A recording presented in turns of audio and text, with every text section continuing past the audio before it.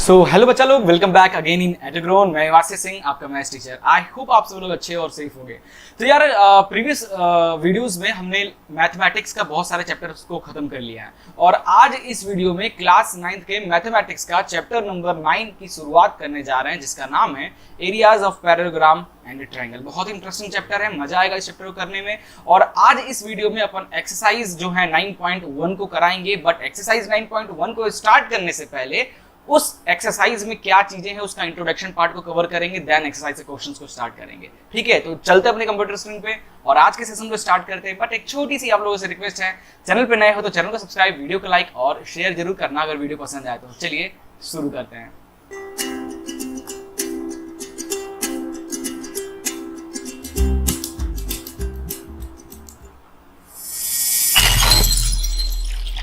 सो यार class chapter 9 area of parallelograms and triangle start करने जा रहे हैं। क्लास 9th का कंप्लीट एनसीईआरटी सॉल्यूशन आपको मैं कराऊंगा।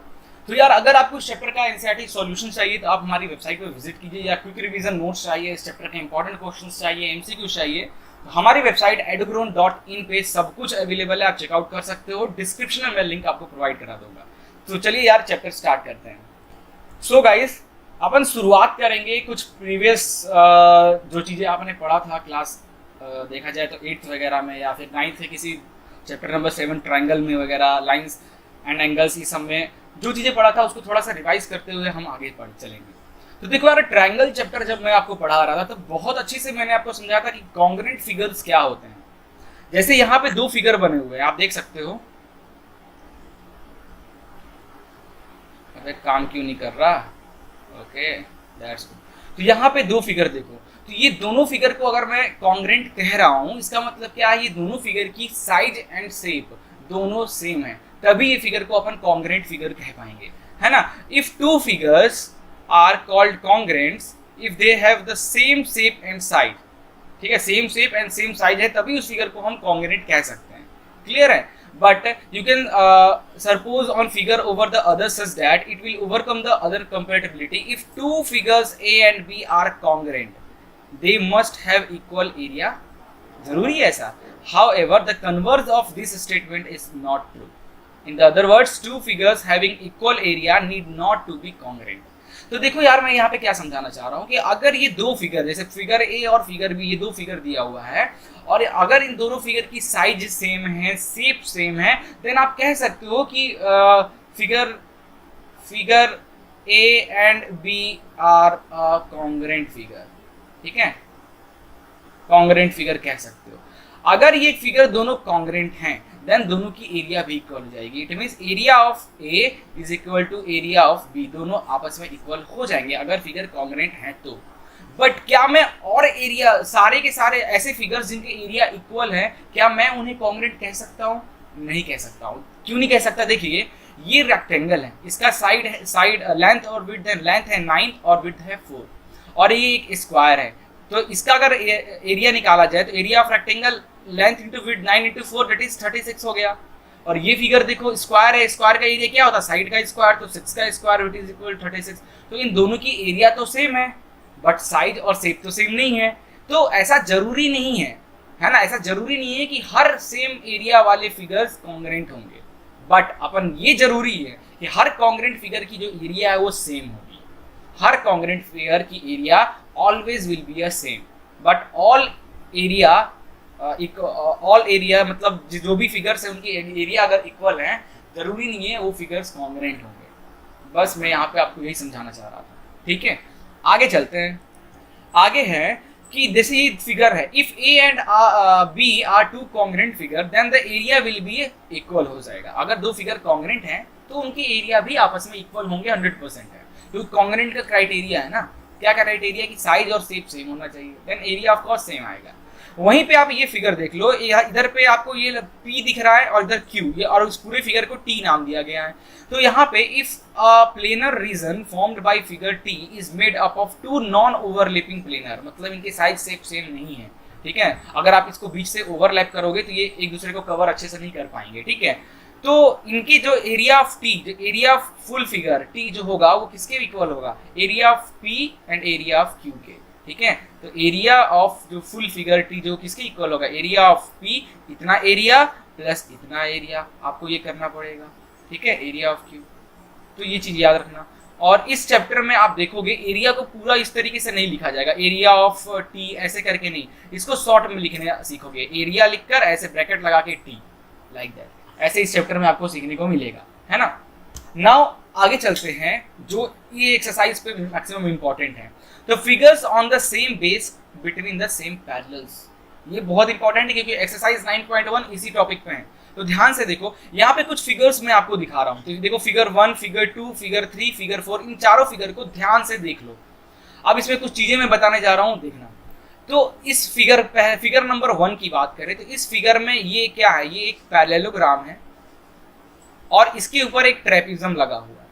अगर आप ध्यान से देखोगे इस पैरेललोग्राम और इस ट्रेपिज्म का बेस सेम है, दोनों साइड डीसी पे दोनों फिगर बने हुए हैं। उसी तरीके से इस फिगर को देखो ध्यान से, तो ये जो नीचे पैरेललोग्राम MNRS हैं और PQRS है, दोनों एक सेम बेस पे बने हुए हैं, किस पे, SR पे बने हुए हैं। इस फिगर को देखो तो ट्रायंगल ABC और ट्रायंगल DBC दोनों सेम बेस पे बने हुए हैं, दैट इज BC पे बने हुए हैं। वहीं अगर फोर्थ फिगर को देखोगे तो ये ट्रेपेजम दिख रहा है, ट्रेपेजम कह रहा है पैरेललोग्राम ABCD और ट्रायंगल PCD सेम बेस पे बने हुए हैं, दैट इज CD। तो ये होता है सेम बेस का मतलब, ठीक है। एक ही बेस पे अगर दो अलग अलग फिगर या सेम फिगर बना हो देन उस बेस को अपन कॉमन बेस कहते हैं, दोनों फिगर का, है ना। ट्रायंगल चैप्टर में आपने बहुत अच्छे से समझा होगा, जैसे दो ट्रायंगल एक ही बेस पे बना है तो कॉन्ग्रेंट करने में आप लिखते थे ना कि AC is equal to AC because common, वही फंडा है लाइक यहाँ पे, है ना। तो सेम बेस का फंडा क्लियर हो गया। अब अपन आगे चलते हैं नेक्स्ट टॉपिक। तो figure on the same base तो आपको क्लियर हो गया, आप बिटवीन द सेम पैरेलल को जरा देखते हैं ना। अब इसको जरा देखिए, फिर से वही उसी फिगर्स को मैं दिखा रहा हूँ, बट इस टाइम पे मैंने क्या, जैसे इस फिगर को मैंने क्या किया है, यहाँ से एक लाइन ड्रॉ किया है, AB से एक लाइन ड्रॉ किया, इस तरीके से स्ट्रेट लाइन मैंने ड्रॉ कर लिया। और इस टाइम पे मैंने देखा फिगर नंबर 1 के लिए कुछ स्टेटमेंट मैं कहने जा रहा हूँ कि जो पैरेललोग्राम EFCD जो है और एक ट्रेपेजम ABCD है, दोनों का बेस सेम है, दोनों का बेस DC सेम है। साथ ही साथ इनका DC का अपोजिट, ट्रेपेजम का DC का अपोजिट का जो वर्टाइसेस है A एंड B और पैरेललोग्राम का DC का अपोजिट वर्टाइसेस है E and F are lie on the same line. Therefore we can say that AF और DC पैरेलल हो गए। यहाँ पे देखो clearly trapezium ABCD and parallelogram EFCD are on the same base DC पे तो हैं। In the addition to the above, इसमें कुछ चीजें ऐड किया जाए कि the vertices A and B of trapezium ABCD, तो ABCD ट्रेपेजम का जो वर्टाइसेस A है और जो B है और the vertices of E and B of parallelogram की जो वर्टाइसेस E एंड F है, ठीक है, opposite to the DC on a line AF parallel to DC। तो इससे सारे पॉइंट्स को जोड़ा जाए तो ये जो लाइन बना है AF ये पैरेलल है DC के, ठीक है। देयरफॉर अपन कह सकते हैं we say that trapezium ABCD and parallelogram EFCD are on the same base DC and between the same parallels AF and DC के सेम, दोनों की जो पैरेललिटी है वो सेम है। अब इस फिगर को देखो, सेकंड फिगर को, इन दोनों फिगर में भी SR सेम बेस है और अगर PQ और MN देखें ये भी सेम पैरेलल लाइन पे है ना। तो ये फिगर भी सेम पैरेलल हो गया। इस फिगर को भी आप कह सकते हो, है ना, सेम लाइन की we can say that trapezium MNRS and PQRS are on the same base SR and R and between the same parallel line that is MN and SR, ठीक है। सेम टू सेम इस figure के लिए देखो, इस figure का देखो ये दो ट्रायंगल बना हुआ, दोनों का बेस तो सेम है। साथ ही साथ अगर दोनों के वर्टाइसेस को आप एक लाइन में देखोगे तो ये जो लाइन है और ये दोनों के पैरेलल हो जाएगा, तो ये जो है ये पैरेलल भी है। नाउ इस फोर्थ फिगर को देखो, ये ट्रेपेजम और ये ट्रायंगल दोनों सेम बेस पे बने हुए हैं और अगर इनके वर्टाइसेस को अगर सीधे सीधे जोड़ोगे तो वो भी एक पैरेलल लाइन में आएंगे। देयरफॉर ये लाइन एंड ये लाइन आर आल्सो पैरेलल, तो ये भी पैरेलल के केस में आ जाएगा, है ना।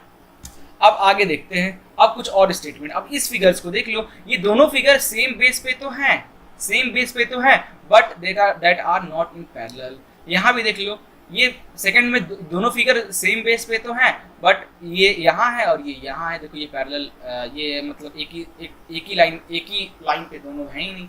अब इसको देख लो, ये दोनों फिगर डीसी पे तो बना हुआ है, बट एक इधर है एक इधर है, ये दोनों आपस में सेम पे इंटरसेक्ट नहीं कर रहा है ना। तो keeping in the view the above statement, you can not say that triangle PQR and DQR lie between the same parallel L or QR, ठीक है।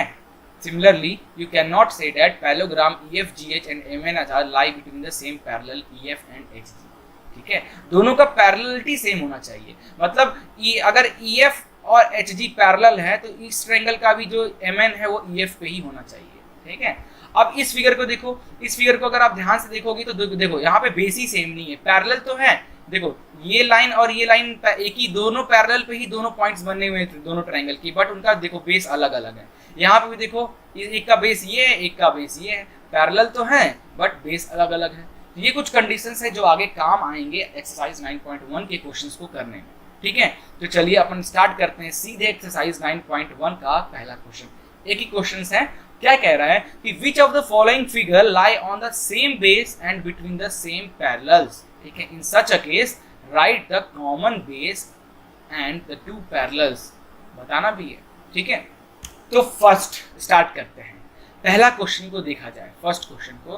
तो यहाँ पे ABCD एक ट्रेपेजियम है और PCD एक ट्रायंगल है, दोनों का बेस जो है वो सेम है, दोनों का बेस जो है वो सेम है और जो पैरेलल है वो भी सेम पैरेलल है। देखो दोनों का जो ये AB parallel to DC, here AB parallel to DC, ठीक है, AB DC के पैरेलल है।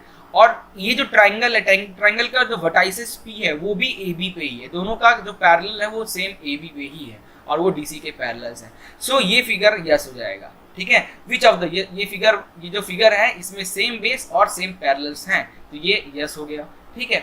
अब सेकंड फिगर का देखा जाए तो बेस तो सेम है, बेस तो सेम है बट ये दोनों पैरेलल नहीं है, तो ये नो हो जाएगा। यहाँ पे देखो इन दोनों फिगर का PQRS और फिगर ट्रायंगल TQR, दोनों का बेस भी सेम है और दोनों एक ही पैरेलल पे बने हुए हैं, यानी PS पैरेलल टू RQ।